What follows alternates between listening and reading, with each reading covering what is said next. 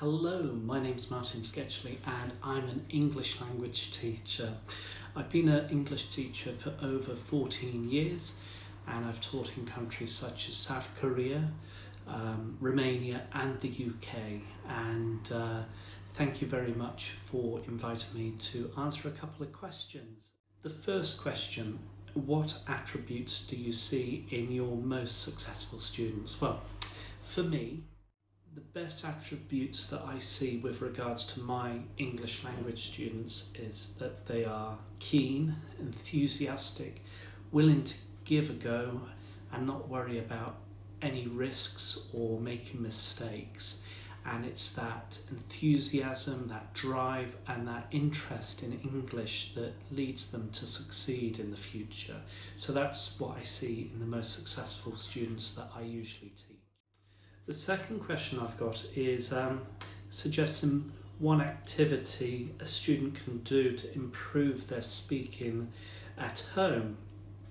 And one activity that I'd like to try and get students to do is maybe do a diary, a vocal diary, maybe talking in a monologue to themselves, recording it either on an iPad or a smartphone, and getting them to record their daily life, what they did, what they hope to do, and what they're planning to do tomorrow or something like that. And it's a vocal oral diary that they try and keep up with every day, and they can start to see that their speaking, the investment that they put in at home, their speaking starts to improve.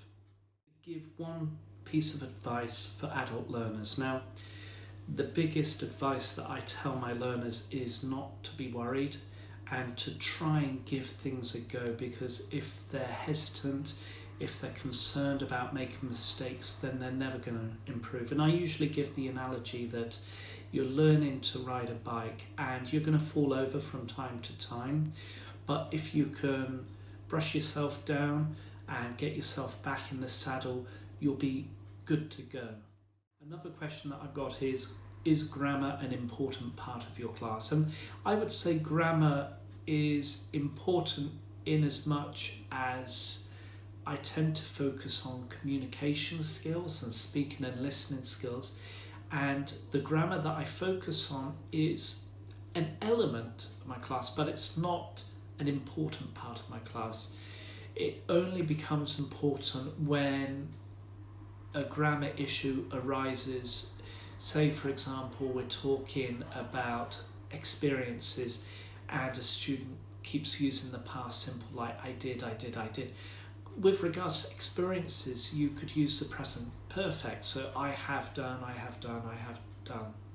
Okay, so that's the only time when it becomes an important element within my class. Another question: do you have any major influences in regards to your teaching style? And I would say yes. I was informed with regards to my teaching style when I did my MA in English language teaching, and I grew an interest in Teaching Unplugged and Dogme ELT.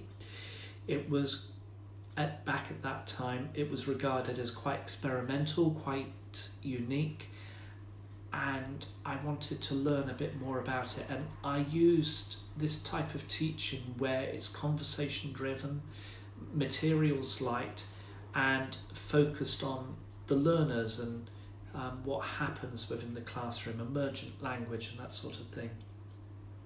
And I recorded experimenting this, and after recording and reviewing what I had done, I wanted to research it even further, so I decided to research this type of teaching methodology with my MA thesis, and it still holds an important element of my teaching methodology nowadays.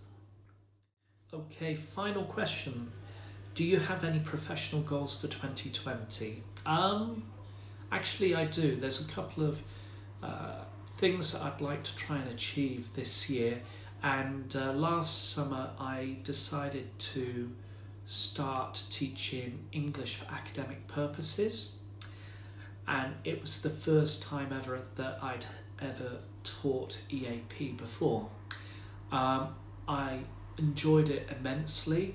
I'm hoping to conduct further research this year, and I'd also like to undertake a qualification which is recognised within the UK. So that's my goal for this year. Well, I hope you enjoyed this video, and thanks very much for inviting me for this interview. And yeah, thank you. Check out my channel and my website. It'd be great to hear from you, and happy teaching.